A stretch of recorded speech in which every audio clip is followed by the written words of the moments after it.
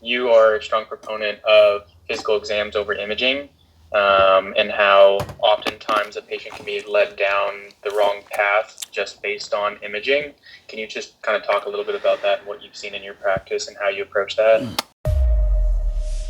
Yeah, so I'm a huge believer that one of the reasons that we have a large pain epidemic in the US is because this reliance on imaging and not as much reliance on the physical exam. And we see it time and time again, mostly in the spine, but we still see it in other extremities as well, especially the knee for osteoarthritis and things like that. So the important things to remember about imaging is that imaging is a static picture of structure.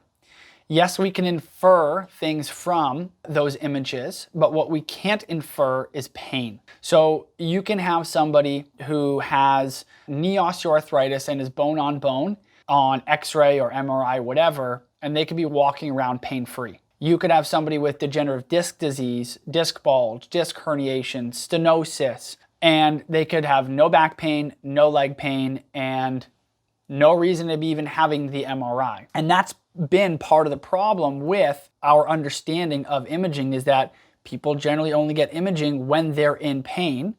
And so you have a fallacy to assume that you have pain and I took this picture and this picture showed something, so your pain must be coming from that structure. And that's not always the case. Yes, there are times when that is the case, and there are times when I put more weight on imaging for certain things. But I think a lot of the times patients and doctors are misled because of this idea of, you have pain, I took a picture, it showed changes, those two must be related. When if you actually take people who don't have pain and you put them in an MRI, there's a good chunk of people who are also going to have those changes. And so we're being led astray there. What doesn't lie is a physical exam. If somebody has sacroiliitis and you do certain orthopedic tests on them, you can't get around the fact that when you place stress on damaged tissues, they're painful.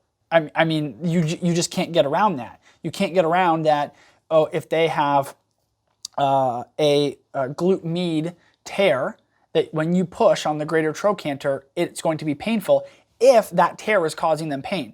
Now, if that tear is not causing them pain, then it might not cause them pain, but that's fine and important, because that's the whole point of the physical exam in our world, is to figure out what structures is your brain perceiving as painful, so that way we can intervene and we can treat it. Because if we're just treating based off imaging, then we're missing the mark a lot of the time.